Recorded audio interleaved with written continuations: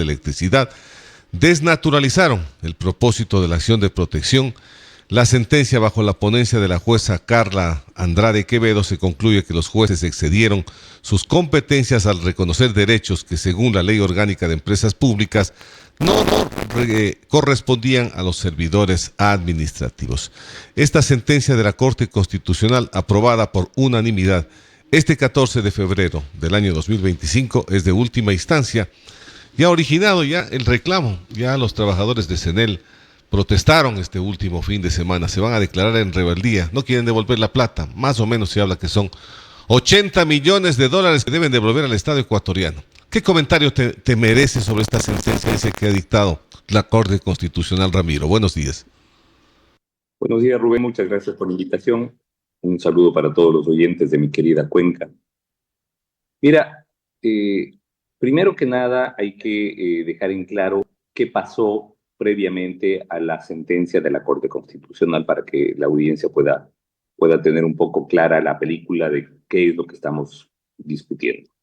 En el CNEL existe trabajadores con dos regímenes diferentes. Por un lado, quienes están sujetos al Código del Trabajo y tienen un contrato colectivo, cuestionado además, pero bueno, tienen un contrato colectivo. Y luego los funcionarios que están sujetos a la Ley Orgánica del Servicio Público, a la LOSEP, y que por supuesto, y de acuerdo a la ley vigente, no pueden ser parte a la vez del régimen administrativo y por otro lado del contrato colectivo. Sin embargo, de esto, desnaturalizando una garantía jurisdiccional, una acción de protección, fueron a presentar la acción de protección en el cantón Pueblo Viejo, en la provincia de Los Ríos, rompiendo toda norma jurisdiccional, porque si ellos hubieran querido, si ellos hubieran actuado de manera legítima, habrían tenido que presentar en Quito, que es donde queda la sede principal de CENEL. Bueno, pues fueron a Pueblo Viejo, Los Ríos, y obviamente, corrupción de por medio, lograron que el juez de Pueblo Viejo pues conceda esta acción de protección totalmente tirada de los cabellos. Acción de protección que además luego fue ratificada por la Corte Provincial de Los Ríos. Es así donde sube a la Corte Constitucional mediante una acción extraordinaria de protección.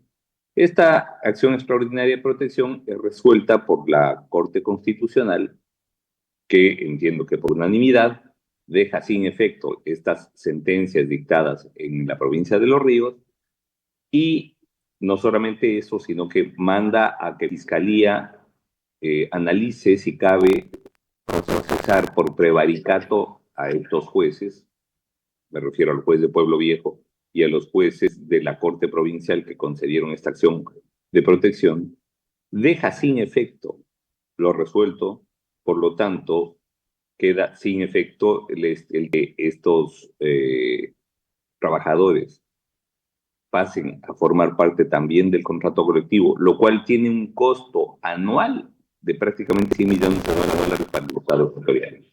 Es decir, no es que fue por una sola vez, no. Hay un costo anual que pagamos todos para que estos trabajadores tengan beneficios que en este caso no les corresponden. Y claro, a la final las víctimas de todo esto son los trabajadores de CENEL. ¿Por qué? Porque a ellos, primero que los embaucaron, les hicieron creer que podían acceder a beneficios que legalmente no les corresponden, pero además les cobraron por eso. Cada uno de los empleados, de los funcionarios de CENEL, que fue favorecido, entre comillas, por esta acción de protección totalmente inadecuada, tuvo que pagar una cantidad X de dinero que les descontaron además vía errores. Y la pregunta es, ¿por qué les descontaron? O sea, ¿a título de qué? Y claro, se los descuenta a título de costos de litigación. Básicamente, corrupción. Entonces, ahora resulta que no solamente que tienen que devolver lo que indebidamente han recibido, sino que tienen que devolverlo en un 100%. La pregunta es, ¿y qué pasa con el 15-20% que les descontaron los directivos de los trabajadores a los trabajadores para efectos de corrupción y que lo hicieron además vía roles. Entonces, claro, esta posición de nos declaramos en rebeldía, no vamos a acatar, eso no tiene ningún sentido, porque las decisiones de la Corte Constitucional son de obligatorio cumplimiento, y es más, entiendo yo que ya inclusive se han empezado a implementar mecanismos de eh, cobro vía sueldos, porque además la Corte Constitucional en su decisión establece 36 meses como plazo para que se haga el cobro respectivo de aquello indebidamente pagado. Pero viendo todo lo que acabas de mencionar, Ramiro, complicado en el caso de los trabajadores, de pronto tú sabes como trabajador, fuera de la dirigencia, que ellos saben qué es lo que están haciendo.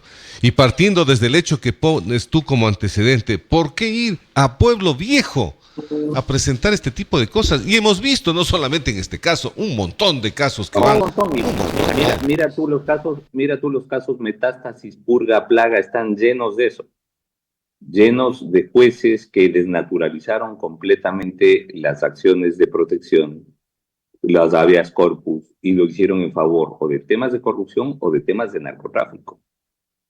Y ahora estos jueces están presos. Entonces, dentro de esta misma lógica, la dirigencia sindical de CENEL presenta la acción de protección en Pueblo Viejo, rompiendo toda norma de jurisdicción constitucional. Claro, haciéndolo además de manera corrupta, cobrándoles a los trabajadores, a los empleados por esto, y ahora las víctimas son los empleados que tienen que devolver lo indebidamente recibido, porque no existe otro mecanismo. Además, ya la sentencia de la Corte Constitucional lo declara así y se acabó. O sea, ahí no hay vueltas que dar. Me imagino, Ramiro, que habrán hecho un análisis muy exhaustivo la Corte Constitucional para llegar a determinar en este momento la devolución de estos dineros y estos pagos que efectivamente no tienen ningún sustento jurídico. Realmente es una sentencia bastante bien fundamentada, bastante razonada, y que además atiende una realidad evidente, y es que nuestro ordenamiento jurídico expresamente establece que no puede haber empleados que estén en una doble condición. Por un lado, en el servicio, en el servicio público, y por otro lado, en la contratación colectiva, eh, más bien de carácter privado. Entonces, acá se quiso fraudulentamente, a través de una acción de protección corrupta, pues establecer una especie de régimen híbrido en donde, siendo funcionarios sometidos a la LOCEP, tenían los beneficios del contrato colectivo de CNP. Ahora, frente a esta circunstancia, pregunto yo, porque esto viene desde el año 2020 en adelante, ¿por qué autoridades anteriores no hicieron este reclamo correspondiente? ¿O es que había mucha plata en el país para pagar así, con la libertad que se ha estado pagando? Mire, lastimosamente, los fondos públicos se manejan, o sea, eso de que es dinero de todos se asume como dinero de nadie. Y claro, cuando se trata de dineros del Estado, pues hay una absoluta liberalidad a la hora del gasto y a la hora de la distribución de estos fondos. Entonces, claro, bajo ese entendido, la dirigencia sindical de CNEL asumió que al ser fondos públicos, pues los empleados merecen. Y no digo que no lo merezcan, el tema es que no se puede crear regímenes especiales en favor de un sector u otro. Entonces, claro, dicen, bueno, pero es que los empleados de CNEL tienen una especial gravitación por el tipo de trabajo que hacen. Lo mismo podríamos decir entonces de los profesores de primaria, que tienen una enorme incidencia social. O sea, nuestro futuro depende de los profesores de primaria. Lo mismo podríamos decir de los empleados de la salud pública, que tienen una enorme incidencia social a nivel nacional. Entonces, no hay una justificación que, eh, que sustente el que se salte en una prohibición legal específica que justamente establece que no pueden estar en estos dos regímenes jurídicos diferentes. Y eso es lo que quisieron hacer a través de una acción de protección corrupta presentada en Pueblo Viejo, y eso es lo que la Corte Constitucional se echó abajo. Así que ahora, pues, no le toca más que devolver, y yo creo que claro, el justo sería que también la dirigencia sindical devuelva a los trabajadores esos dineros que les quitaron, que les retuvieron inclusive vía roles de pago. Bueno, ahora ya viene la situación compleja para quienes recibieron esa plata y de pronto ya se consumieron también, pues ahora devuelve lo que no hay, que se vuelve complicadísimo, Ramiro. Bobito Prieto se llama ese, Rubén. Ahora, la otra parte sobre estos famosos sueldos dorados, que este actual gobierno puso el dedo en la llaga y este es el efecto que estamos viendo ahora. ¿Qué pasa con otras empresas públicas? Porque este no es nada más solamente que corresponde a CNEL. Se está hablando, por ejemplo, de una empresa como CNT, que es preocupación en el país. El otro día leí un reportaje, más de 200 millones de dólares en pérdidas acumuladas de la CNT. Y no se hace absolutamente nada. La misma situación en Petroecuador con los famosos contratos colectivos. ¿Qué va a pasar con esto? Mira, Rubén, yo creo que es fundamental una racionalización del sistema público, ¿no? No es posible que exista estos espacios de privilegio que además rompen el ordenamiento jurídico, es decir, que son ilegales, porque no es que existe un vacío legal, ni mucho menos, no. Ya, se firman contratos. Primero, ¿qué pasa con los contratos colectivos firmados? ¿Tienen sustento los contratos colectivos? Aquí en el Ecuador estamos acostumbrados a firmar contratos colectivos sin autorización previa del Ministerio de Economía, lo cual está expresamente establecido en la normativa. O sea, tú no puedes firmar un contrato colectivo si no tienes un dictamen favorable del Ministerio de Economía. ¿Por qué? Porque eso tiene que estar debidamente financiado y presupuestado. Acá hacemos al revés. Primero firmamos el contrato colectivo y después, ya bajo teoría de hechos consumados, vamos donde el gobierno a pelear el presupuesto.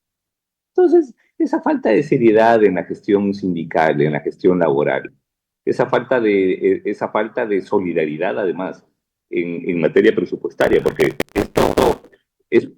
por ejemplo, en el caso de Petroecuador, el argumento es que nosotros somos los que producimos la riqueza del país. No, no, la riqueza del país es de todos. Y yo no creo que un funcionario de Petroecuador tenga más derecho que un profesor de primaria del sector público, por ejemplo.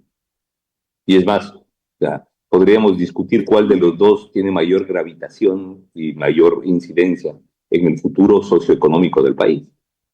Entonces, claro, bajo esos argumentos, pues se firman contratos colectivos, se establecen privilegios inadecuadamente, muchas veces bajo el amparo de decisiones judiciales corruptas, como en el caso de CENEL, y luego pues estamos sometidos a este tipo de quilombos, ¿no? En donde se terminan siendo los trabajadores los principales afectados de este tipo de gestiones corruptas de una dirigencia sindical que no merece estar ahí. Pero, Ramiro, a tu criterio, considerando ya este antecedente que tenemos hoy en día con CENEL, ¿crees que va a haber revisión por parte de la Corte Constitucional sobre todos estos otros contratos colectivos en empresas públicas? Mira, yo no sé si sobre todos, pero entiendo que hay algunas acciones extraordinarias de protección pendientes de decisión en la Corte Constitucional, y si hay algo que ha caracterizado a la Corte Constitucional es la coherencia en sus líneas jurisprudenciales. Por lo tanto, en esos casos, pues se esperaría fallos de la misma línea, del mismo sentido, del que se ha dictado en el tema de CNE.